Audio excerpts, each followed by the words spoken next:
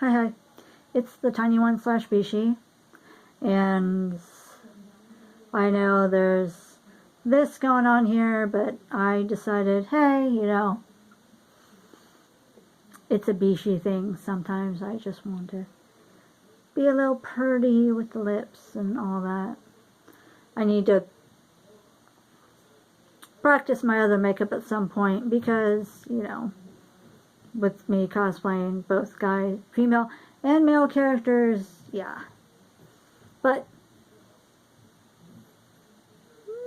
anyways, I've been wanting to do this story time since, like, the day after it happened, but stuff came up and prevented me from doing it, so doing it right now because I finally have a little bit of free time and I'm not completely exhausted and everything. But anyways, this happened, I keep wanting to look, last Saturday. And, excuse me, not yesterday, not 2 days ago, but like a week from the 5th is what I mean. And it was a friend's birthday party, and she had wanted to do miniature golf. And so we went to, it's called Monster Mini Golf. It's an indoor mini golf place, and they've got the black lights, the neon lights going on. All that is really cool.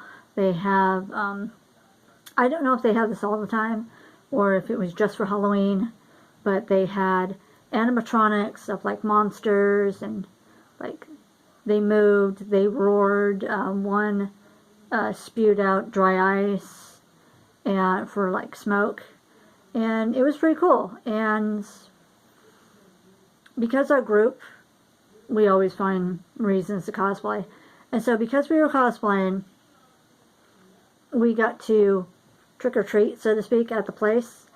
And I was able to, I think, I need to find my,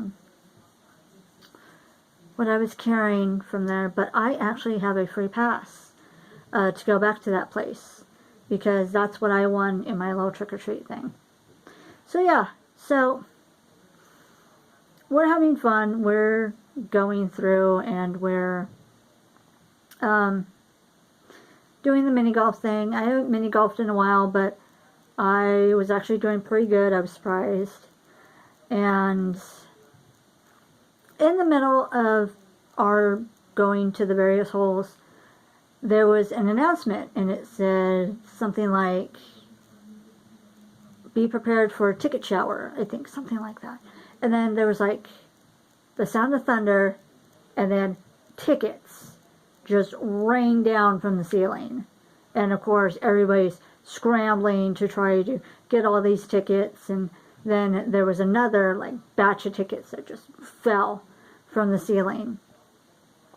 And so everybody scrambled up, gathered up their tickets, and of course I shouldn't say of course, but I was cosplaying as Abby Shuto from NCIS. And excuse me, I don't actually have a wig that works for Abby. I did at one point, but it was a bit too big, and it was a bit too heavy for me. By a bit too heavy, I mean it was way too heavy. So I ended up giving it to Admin Grell at Magical Cosplay Duel, and let him decide what he wanted to do with it. Anyways, so I have my hair. And I had my hair like this. Let's see if we can do it. I had my hair up in like 2 little pigtails like this. And of course they weren't the most even, but that's the way my hair goes. I still look good. People still recognize me as Abby. And I had, I didn't have this, but I had, oh god, I don't even remember what shirt I was wearing a shirt that was like Abby-esque. I think it was like, I do have a shirt that has it looks like an x-ray, and it has two fingers doing the peace sign. I think that's what I wore. No, I'm sorry. I had a shirt that was a small shirt that had a fairy and it had a skeleton, and they were holding a like hourglass, and the hourglass on the bottom was broken, so the sand was coming out, and it seemed really gothic but kind of cute at the same time. And I thought that's kind of Abbey-ish, so that's what I wore. And then I had a red plaid skirt, but it was skirt with shorts sewn on in them. Wore those, and then I had some fake combat boots, because my feet are too small for actual combat boots, so I had the fake kid ones. I wore those, and then I had socks that had, you know, the diamond pattern on it, but then they had like spiders on them. So, you know, I was cute. People recognized me as Abby, and I even had my little name tag clipped to my my lab coat pocket that it's Abby's ID badge. So yeah, so we finish our round of golf, and we go to turn in our tickets. You know, we feed them into the little machine, and then the little machine spits out the little receipt that says how many tickets are there, and then we all go up to the ticket counter to get our prizes. Of course, we don't have that many tickets because that was our first time there, so we got to pick some of the little teeny tiny prizes. But that's not what makes this story funny or interesting. Okay. I'm in my little pigtails. Remember, I am 4 feet 7 inches, okay? And I'm very slim and delicate looking and all that. So I'm standing with one of my friends, and everybody else is kind of like, you know, 2 of our other friends went off to go outside to wait. Another friend, I don't know what she was doing, birthday girl. And then it was just me and one of the other friends she invited. We're just hanging out. And the guy at the ticket booth, he looked younger than me, okay? Like, I knew he was probably younger than me. And he leans over the counter, and he's like, okay, you know when adults talk to little kids or young children, and their voice kind of like goes up an octave? That's what his did. He's like, hi, what can I get you? I'm like, oh my God. My friend is standing next to me, and she's trying not to laugh, because this guy is seeing me as a little kid. Doesn't help that the counter is up high, so it makes me seem even shorter. But yeah. I'm finding this amusing, so I play along.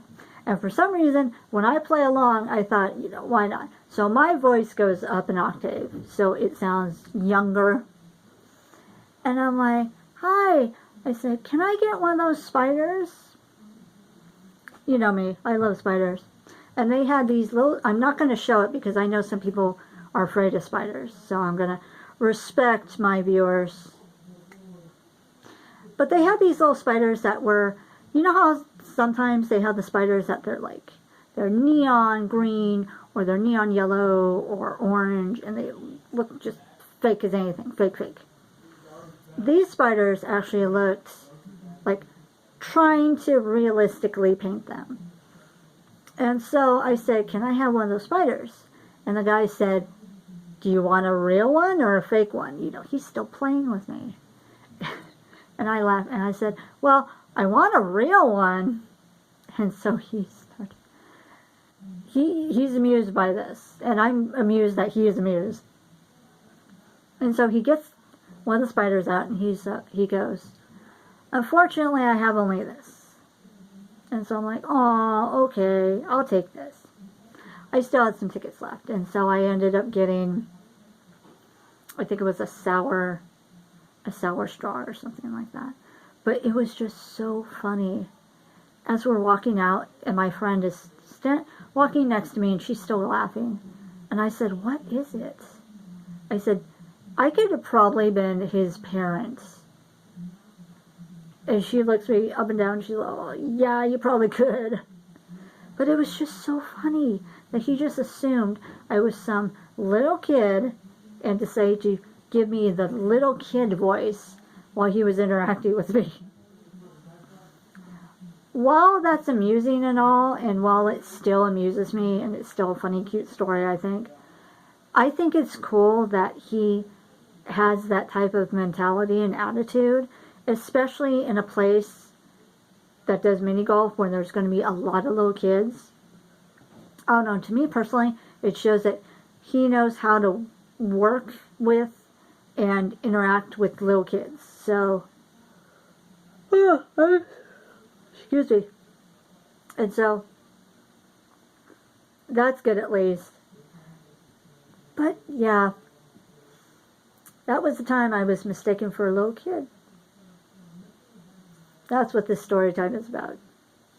So, let me know if in the comments below, either on my YouTube channel or my Facebook channel, or my personal Facebook, if you've ever experienced someone mistaking you for a much younger age, or maybe the opposite, a much older age, and treated you differently as a result, and you blatantly caught it.